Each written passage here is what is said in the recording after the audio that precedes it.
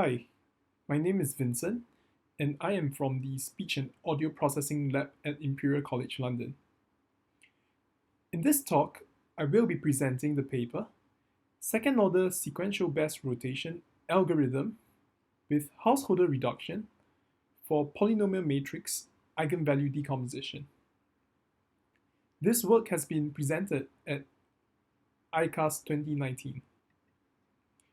This is the outline of my talk today.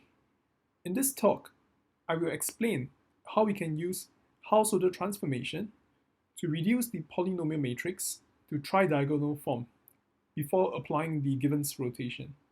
And this will reduce the number of iterations and achieve an improvement in reconstruction error.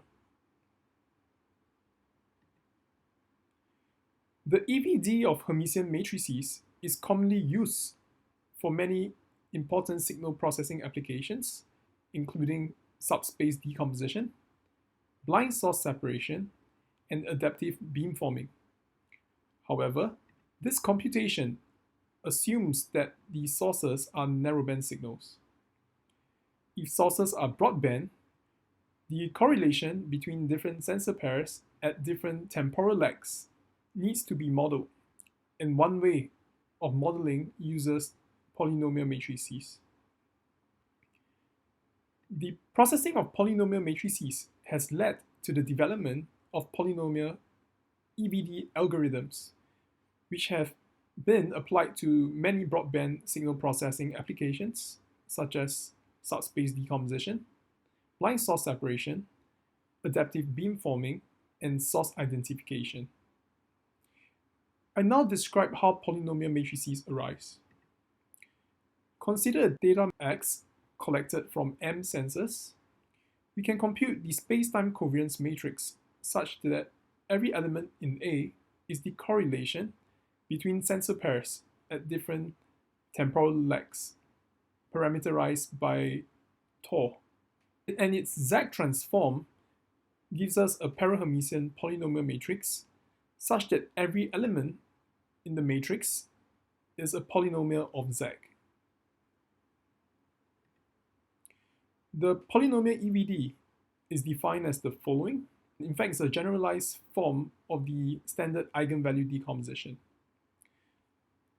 In this case, the superscript P denotes the Parahermitian operator, which includes the Hermitian transpose operation, followed by the time reversal.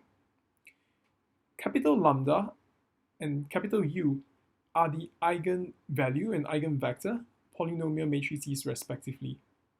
And the eigenvector polynomial matrix U is constructed from L paraunitary polynomial matrices. The polynomial EVD algorithms presented here operate in the complex space, but for illustrative purposes, the examples used in this talk are real-valued. The polynomial EVD can be viewed as the generalization of EVD. On this slide, we see the symmetric matrix on the left and the Parahermitian polynomial matrix on the right. Observe the symmetry across the transpose and time reverse version. Every subplot on the right here shows the temporal correlation between that sensor pair.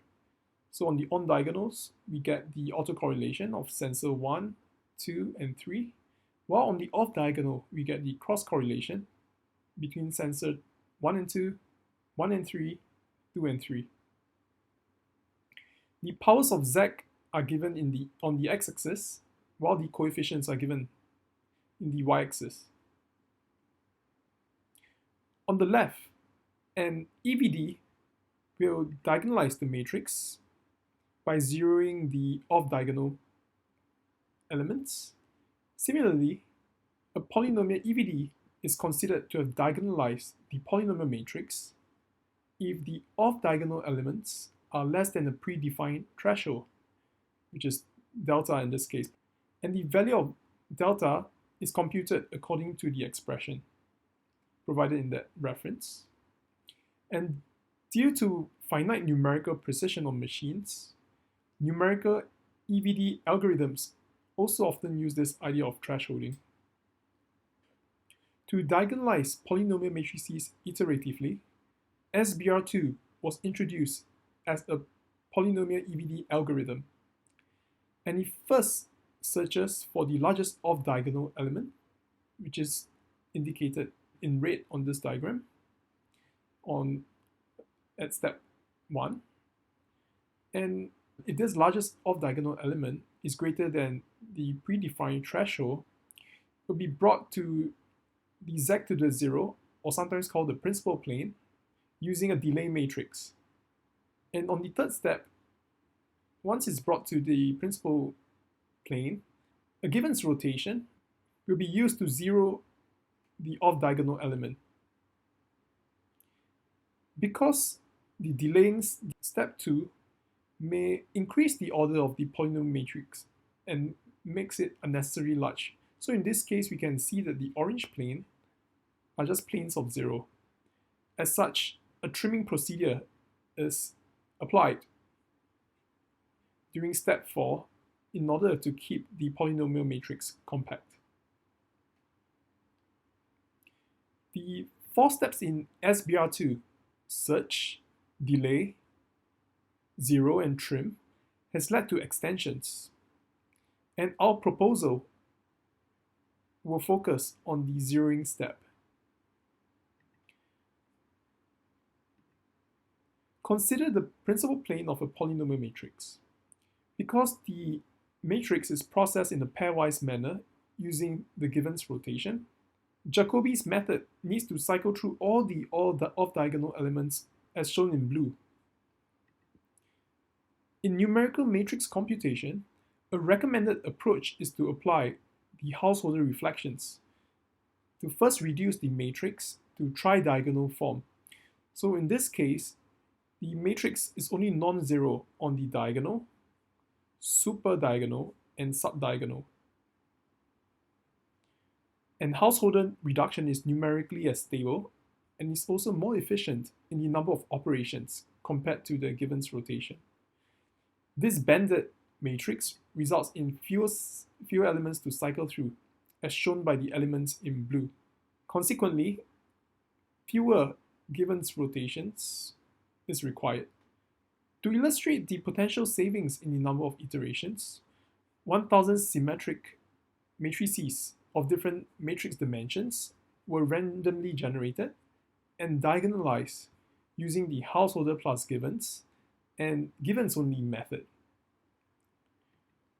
We compute the relative iteration difference between both methods, normalized by the baseline givens only method, and express that as a percentage. This result shows that the reduction in iteration counts using the householder plus givens method over the givens only method scales with the matrix dimensions. In other words, we expect greater savings when the matrix becomes bigger. With that, we propose to reduce the principal plane to tridiagonal form using householder reflection as indicated by the red box before applying the given's rotation at the zeroing step. These are the conditions used in the experiment, and they are based on the decorrelation simulation in the SBR2 paper. And we repeated this experiment 1,000 times so that we can assess the performance of the proposed method. For each algorithm, we computed the number of iterations and the reconstruction error.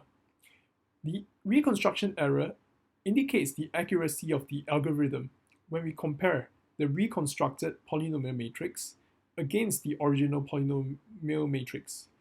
And we then compared the algorithms using this relative difference measure, and we express it as a percentage. This slide shows a comparison using both algorithms on an example. The figure on the left shows SBR2, while the figure on the right shows our proposed method to perform tridiagonal reduction prior to applying the given's rotation. This example demonstrates that there's an approximate 40% savings in the number of iteration counts. We computed the relative iteration difference and plotted the histogram for the 1000 trials. And this plot shows that our proposed method achieved an average of 12% reduction in the number of iteration counts over SBR2. And in fact, this reduction was achieved in 82% of the trials. We also computed the relative reconstruction error difference and plotted the histogram for the 1000 trials. And the proposed method demonstrated a slight improvement in reconstruction error. And this was probably due to fewer iterations and accumulation of inaccuracies resulting from trimming. The decomposition performed by both methods were also consistent to within 1% in reconstruction error.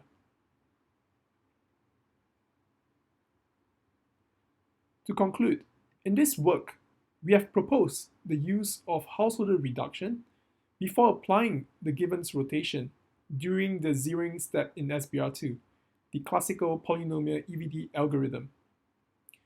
Our proposed method demonstrated an average of 12% reduction in iteration count and an average of 0.1 improvement in reconstruction error. And we also expect further reduction in iteration counts as the matrix dimension increases. These are the references used in this talk.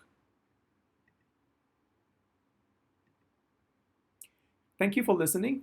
Please visit the webpage for more materials and find out about my latest works. Thank you.